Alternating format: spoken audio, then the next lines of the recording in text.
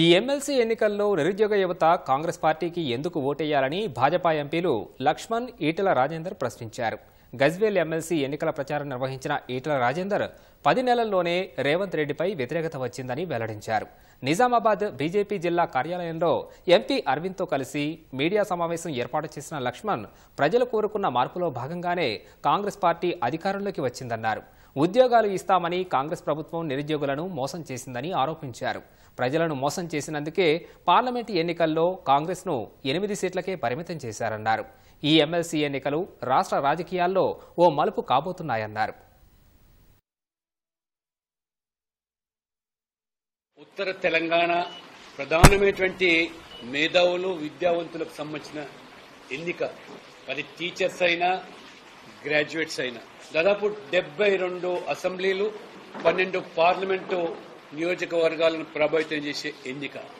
Congress party అరువు తెచ్చుకొని ఒక అభ్యర్థిని బరిలోకి దించింది. కాంగ్రెస్ పార్టీ పరిస్థితి ఎంత దీనంగా ఉందో మీరు అర్థం చేసుకోవచ్చు. అది గ్రాడ్యుయేట్ ఎమ్మెల్సీకి మాత్రమే అభ్యర్థి. 2 టీచర్స్ ఎమ్మెల్సీలు ఏవైతున్నాయో అటు నల్గొండ, వరంగల్, ఖమ్మం అటువైపు అభ్యర్థి లేరు. ఇటువైపు కాంగ్రెస్ అభ్యర్థి కూడా లేకుండా పోయింది.